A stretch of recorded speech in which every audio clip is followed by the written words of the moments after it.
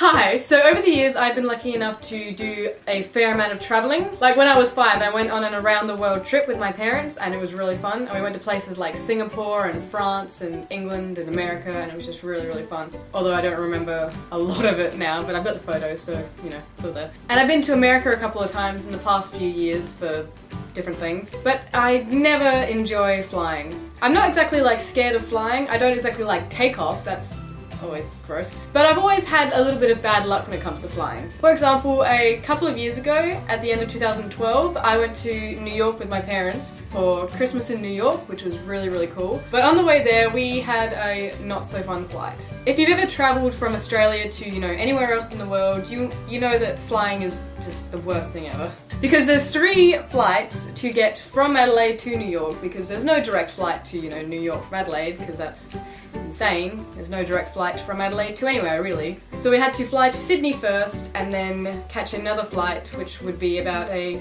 13 to 15 hour flight to Los Angeles. And the first flight was fine. It was, you know, typical flight. Get up, get down. It's all good. And then the flight from Sydney, or Melbourne, I can't remember, to Los Angeles was horrible. Because we got on our flights, we got our seats. I had a middle seat, so it wasn't the best, but I was next to my parents, so it was all good. And then we were, you know, getting ready to, just about to take off when, like, this one guy gets on the plane super late and he sits, like, in the chair kind of diagonally in front of us. And I don't think he had showered for about a week. And it was terrible. Because this was the 15-hour flight, or whatever it was. And there was no break from, like, smelling that guy. As bad as it sounds, it was horrible. Sorry, random guy, I don't know who you were. The only peace we got from that was when they brought us our food and we just like put our heads down and smell the nice warm food that smelled decent.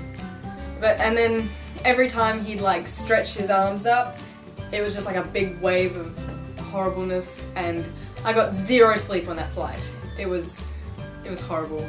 And I felt really bad because there was a kid sitting like a couple of seats away from him. Luckily there was no one sitting right next to him. There was a kid sitting on the seat next to that. And I don't know if that kid made it out alive, really. Because the guy across the aisle from him was just like having a horrible time. And at one point we actually had to go to the flight attendants and ask them if they could like just spray something down the aisle. And eventually they did, they sprayed something. I don't remember if that helped or not. But by the end of that flight, I was so tired. And then after that flight, we had to get off at Los Angeles and go through customs. And if you've never been through customs, it is a long process and it stressed me out a little bit because there's just people everywhere and everyone just wants to do their thing in a hurry. And it was just not fun for a 16-year-old or however old I was. But we did that and we eventually got on our next flight, which was I can't remember if it was 3 or 5 hours from Los Angeles to New York. But we didn't realise that we had to, you know, book our seats ahead of time so we could get seats next to each other. So we got 3 random seats in the plane. And I was sitting between 2 strangers. One of them was like really sick and like sniffing and whatever next to me, and another one was a lady who was nice enough, I don't know. But on that flight, the flight attendants came down the aisle and they were like asking if we wanted any drinks or anything, and I'm like, oh yeah, can I have a Diet Coke? And they're like, yeah, sure. And they gave me like the napkin or whatever, but then I think they must have got sidetracked and forgot to give me my drink. And I was like so tired by that point, I hadn't slept for like a day, that I just wanted to sit there and cry, but I didn't because I was next to strangers. But yeah, that was that trip. The flight back was a lot better, I think, because I actually slept on that flight. Another trip that had not so fun flights was the trip I had most recently to Austin, Texas. We had to catch our flight early in the morning, and of course, because there's no direct flights from Adelaide to anywhere, we had to take 3 planes to get to Austin. The first one was to Sydney, which again is a good flight.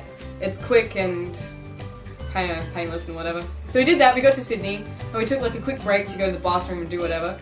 And by the time we got out, we were being called over the like loudspeaker thing, and we were like the last ones on the plane.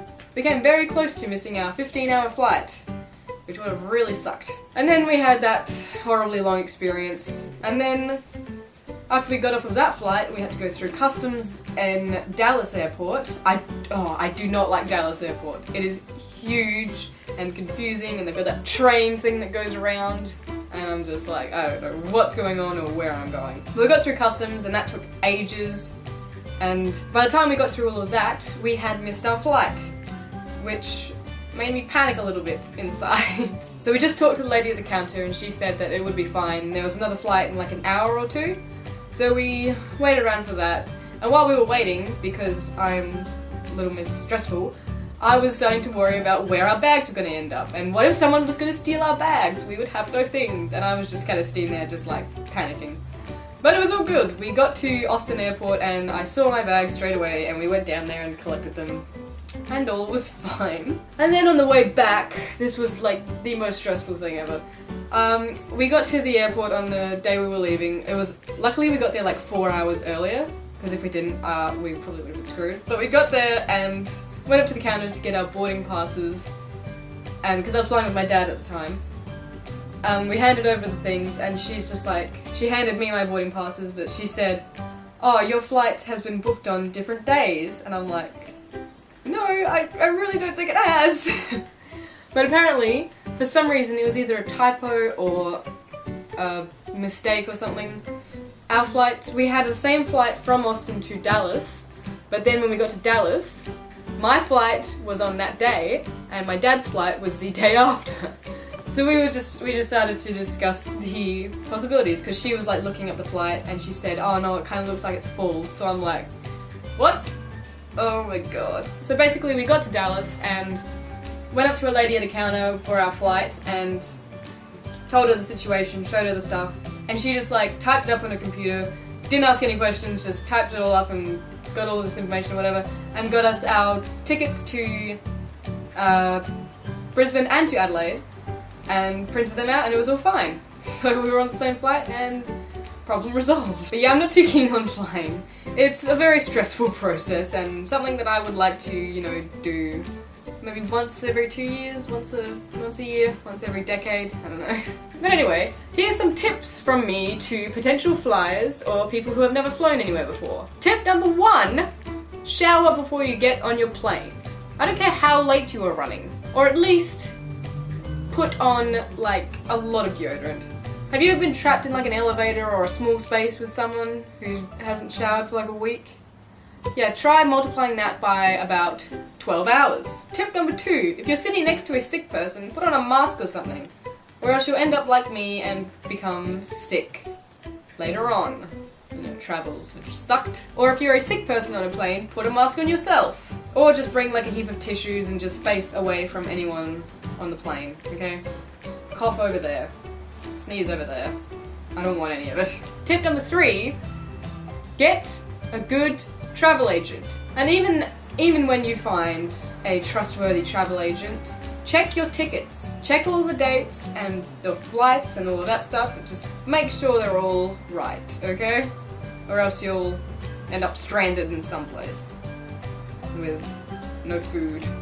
So yeah, that's about it for my flight travels. Hopefully next time I go on a flight it'll be a little easier and I'll be next to people who won't keep me awake for like the whole flight, or it will smell like flowers or something. And I will see you next Thursday for a regular video. Bye!